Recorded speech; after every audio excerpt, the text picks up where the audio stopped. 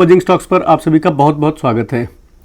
आज Nifty index analysis का episode number 20 है, जिसमें हम आज बात करने वाले हैं कि आज एक्सपायरी के दिन ट्रेड कैसे किया जा सकता था, कैसे मैंने ट्रेड किया, और हम बार बार चेक करेंगे कि किस तरह से क्या प्राइस एक्शन बना और क्या एक्शन हो सकता था उसके हिसाब से आपके ट्रेड का। और साथ ही साथ हम ये भी डिस्कस करेंगे कि कल किस तरह के लेवल्स होंगे और हमें कल के मार्केट में क्या करना चाहिए।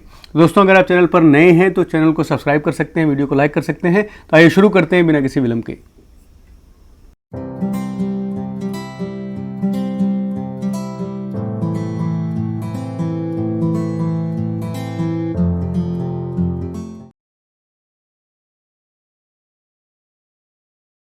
दोस्तों, अब हम आ गए निफ्टी के डेली चार्ट पे।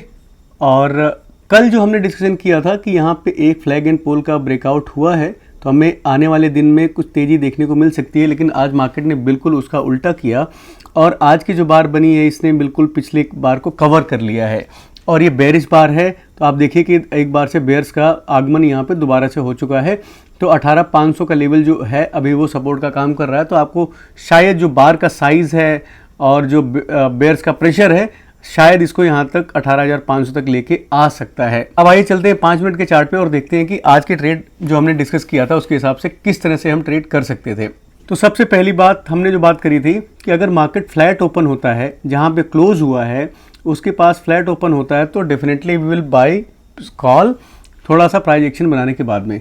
तो जो पहली बार है इसको आप ध्यान से देखिए, तो यहाँ पे आपको क्या देखने को मिल रहा है कि ये जो पिछली क्लोज थी, जो पिछले क्लोज होते टाइम में मार्केट ने जो लो बनाया था, बेयर्स वहां तक लेके आया लेकिन बुल्स डिफेंड किया। तो इसका मतलब ये है कि यहाँ पे बुल्स अभी भी हैं और बार को ऊपर क्लोज कर रहे हैं।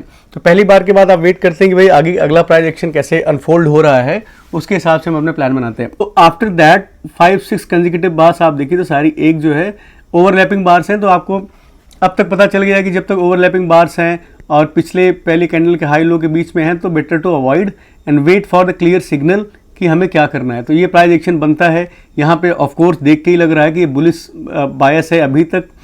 और ये जो बार बनती है, एंट्री बनती है, लॉजिकल एंट्री ये बनती है, इसमें कोई दो राय नहीं है। लेकिन उसके बाद फॉलोअप इमीडिएटली बैड होता है, bad follow up you will see here. And after market tries to go up, then एक छोटा सा पुल बैक आता है, लेकिन ये पुल बैक बहुत छोटा है compare to the previous high trend. Market क्या होता है ना, जिससे ये मार्केट अभी मैं ट्रेंड लाइन का एंगल देख रहा था, तो ये एंगल 45 डिग्री पे ऐसा जा रहा है, राइट। तो आपको इससे ये ध्यान रखना चाहिए कि थोड़ा सा करेक्शन, अगर बिल्कुल सीधा ऊपर मार्केट नहीं जाता है, उसको आना चाहिए ऐसे जाता है, तो थोड़ा सा करेक्शन लेता है, फिर ऐसे जाता है। और अभी क्या कर रहा है, यहाँ पे करेक्शन देखो तो आप ऐसा गया है और ये करेक्शन है, राइट। तो ऐसा छोटा करेक्शन होता है ना, तो फिर ज़्यादा लंबा सस्टेन नहीं करता है। उसका रीज़न क्या है मैं आपको बताता हूँ। आप यहाँ से देखो, यहाँ से मार्केट लो 45 डिग्री सीधा ऊपर जा रहा है ऐसा। एक भी सिग्निफिकेंट करेक्शन आपको ऐसी भी करेक्शन नहीं मिली। मैं इस तरह करेक्शन चाहता था, एक थोड़ी सी इस तरह करेक्शन बनता है तो क्या होता है कि लोग प्रॉफिट अपना बुक कर लेते हैं, फिर नए बुल्स आते हैं, फिर मार्केट सस्टेन होकर ऊपर चलता है। तो मान लीजिए आपने यहाँ पे एंट्री करी, हम बुलिश थे बिल्कुल, और यहाँ तक गया लगभग 30 पॉइंट के आसपास। अगर किसी ने एंट्री यहाँ पे करी होगी या यहाँ पे पहली बार पे करी होगी, तो 20-30 पॉइंट के आसपास एक्सपायरी के दिन मिल जाते हैं, जो कि गुड इनफ है।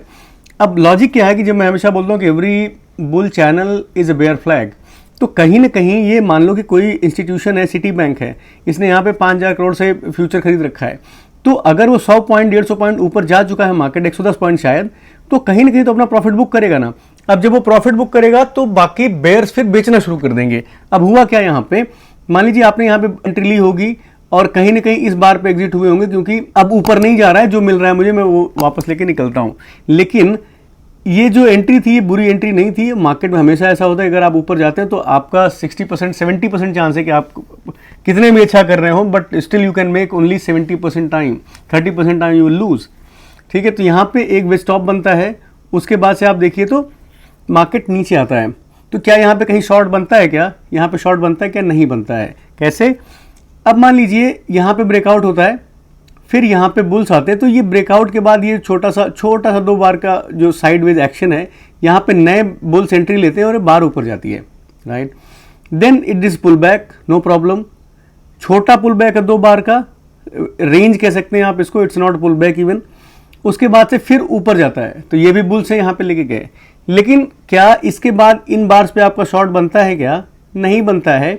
क्यों नहीं बनता है, क्योंकि ये जो बुल्स अभी यहाँ पे जिन्होंने यहाँ पे एंट्री ली होगी, सोचो वो कहाँ एग्जिट करेंगे, पॉइंट कब होंगे, ये यहाँ बैठे हुए लगता है कि यार यहाँ चला गया, ठीक है, इस पर भी वो डिसअपॉइंट नहीं, क्योंकि एसएल अगर होगा तो ये लो होगा, तो इस एसएल के 10 पॉइंट 2-4 पॉइंट नीचे इनका एसएल होगा, तो अभी वो डिसअपॉइंटेड नहीं है। ये आपको हिंट कर रहा है कि मार्केट थोड़ा कमजोर हो रहा है, बुल्स कमजोर हो रहे हैं, लेकिन अभी इसमें से कहीं कंफर्म नहीं हुआ है कि बेयर्स आ गए हैं, राइट। फिर ये नीचे आता है और आप देखिए पहली बार ये bar this bar closes below this low, तो पहली बार ये जो बुल्स होंगे ना यहाँ पे, वो पहली बार वो डरेंगे, पहली बार उनको लगेगा यार अब ये डिसअपॉइंटमेंट है, अब ये ट्रेड हमारी नहीं चलेगी। तो this was the signal, first signal bar to indicate you that now bulls have entered, क्योंकि ये now these bulls are losing, right. तो आप अगर अब यहाँ पे लाइन खींचते हैं, जैसे मैंने अपने ट्विटर पे ट्रेड डिटेल डाली है, तब वहाँ देख सकते हैं ये बार आपको कंफर्म करे कि अब बेयर्स आ गए हैं, क्योंकि ये जो बुल्स हैं नाउ दे आर डिसअपॉइंटेड। जब बेयर्स आते हैं, और बेयर्स कौन है, ये वाले जिनका प्रॉफिट हुआ है वो कहीं ना कहीं प्रॉफिट बुक करेंगे। अगर कोई इंस्टीट्यूशन 500 करोड़ से काम कर रहा है, वो 100 पॉइंट ऊपर जा रहा है, तो कभी तो प्रॉफिट बुक करेगा। जब एक वो प्रॉफिट बुक करेगा, नीचे आएगा, कुछ लोग सेल भी करना शुरू कर देते हैं। And this was the entry, logical entry, because this is where you get the confirmation that bears have arrived, because previous ये देखिए, ये वाला एरिया देखिए, कल भी मैंने समझाया था, ये आपका एरिया था, ये ब्रेकआउट था, राइट, ये ब्रेकआउट था इसका, ये वाले दिस कैंडल, ये बार किसका ब्रेकआउट था, इसका ब्रेकआउट था, ठीक है। और इसके बाद ये गया, ये वाली बार जो है इसका ब्रेकडाउन थी, और आप यहाँ पे लाइन खींचते आप तो पता चल जाता कि भाई साहब this is the place where bears now bulls are losing. तो एक एंट्री यहाँ पे बनती है, इमीडिएटली नीचे आता है, 2 क्लाइमेक्स बार आती हैं, तो आप ऑब्वियसली एग्जिट करेंगे। मैं यहाँ पे एग्जिट कर गया था। इसके बाद आप देखिए रेंज बनती है, रेंज का ब्रेकआउट जिधर का भी हो उधर का ट्रेड बनता है। लेकिन जैसे ये आज मैंने एक ट्रेड यहाँ पे भी ली थी, ये छोटी ट्रेड थी, और ये ट्रेड लेने का लॉजिक ये थोड़ा सा सही नहीं था। मैं ऐसा बोलूँगा क्यों नहीं था, क्योंकि मेजर ट्रेंड बेरिश है और ये एक पुल बैक है, और पुल बैक में मैंने इसलिए लिया था कि यार अगर आज जो है ना एक्सपायरी है, अगर 20 पॉइंट में मिलता है तो that is equal to 40% of the profit.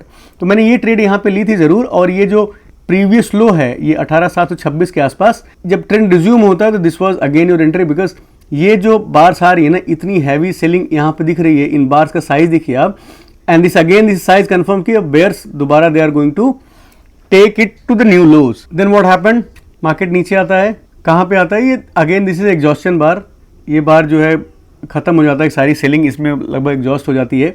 उसके बाद बचे खुचे जो है थोड़ा बहुत 2-4 पॉइंट 10 पॉइंट नीचे आता है, फिर से दोबारा रिटर्न करके हमारे ही जोन में जो हमने बनाया था, जो पहले सपोर्ट था, उसी रेंज में आके बंद होता है। तो ओवरऑल देखें तो एक्सपायरी वाज सुपर्ब, और ऐसे एक्सपायरी अगर मिलती है महीने में एक बार मिल जाती है ना, तो आपको पूरे फिर 2 हफ्ते काम करने की जरूरत नहीं पड़ती है, क्योंकि एक्सपायरी के दिन इस तरह का मूव मिलना मतलब कि you are going to make hell lot of money if you are right in your direction and your understanding of the trade execution, right. अब बात करते हैं दोस्तों कि कल हम कैसे कर सकते, कल इसको कैसे ट्रेड करेंगे। तो सबसे पहले चलते हैं 15 मिनट के चार्ट पे और देखते हैं कुछ एडजस्टमेंट करना है कि नहीं करना है। अब हम 15 मिनट के चार्ट पे हैं, तो हम देख लेते हैं भाई, हम अपनी हॉरिजॉन्टल लाइन में कोई चीज नहीं करेंगे। एक चीज और मुझे दिख रही है जिसको मैं लगा देता हूं आपके सामने। आपको यहां से ट्रेंड लाइन दिख रही होगी, let's see, this is a trend line. ये ट्रेंड लाइन एक एक्स्ट्रा मैं ऐड करूंगा। अब चलते हैं 5 मिनट पे। तो दोस्तों अब हम बात कर लेते हैं कि कल किस तरह से हम मार्केट को ट्रेड करेंगे। एक चीज आप देखिए तो अभी भी हायर हाइज हायर लोज ही बन रहे हैं, अभी लो कोई मेजर लो टूटा नहीं। तो ये प्रीवियस लो था, इसके नीचे बंद होता है तब हम बोलेंगे कि एक बेयरिशनेस दिखेगी। तो ये जो आज की सेलिंग है ओवरऑल, ये हैवी सेलिंग है। तो अगर कल को मार्केट सेम जगह पे ओपन होता है, सेम लेवल पे ओपन होता है, यहाँ से रुकता है और इस ट्रेंड लाइन को ब्रेक करता है, तो definitely I would interested short. नीचे आता है तो फ्लैट खुल के नीचे जाता है, तो इस ट्रेंड लाइन के ब्रेक होते ही मैं शॉर्ट करूँगा। उसके बाद अगर यहाँ से उठ के ऊपर जाता है तो तब भी मैं कॉल बाई नहीं करूँगा, मैं वेट करूँगा कहीं ऊपर जाने की, इस रेंज में मिलता है या इस रेंज में मिलता है तो मैं शॉर्ट की तरफ फोकस रखूँगा जब तक इसके नीचे है। लॉन्ग हम इसके ऊपर करेंगे। मान लीजिए गैप अप खुलता है, इस रेंज के बीच में मिलता है, यहाँ कहीं मिलता है, तो we will try to look for the short positions. नीचे अगर खुलता है गैप डाउन के केस में हम वेट करेंगे, शॉर्ट तो नहीं करेंगे, we will wait if there is any green shoot, buying की तरफ अपना फोकस रखेंगे। तो कल के लिए मोस्ट इंपॉर्टेंट क्या है आपके लिए, आपको ध्यान रखना है इस ट्रेंड लाइन का। इस ट्रेंड लाइन पे प्राइस कैसे रिएक्ट करता है, ऐसे जाता है या इस तरह से आता है, ऐसे नीचे निकलता है। तो आपको इस ट्रेंड लाइन का ध्यान रखना है। Levels let it be the same, 50-60 point यहाँ से नीचे का है।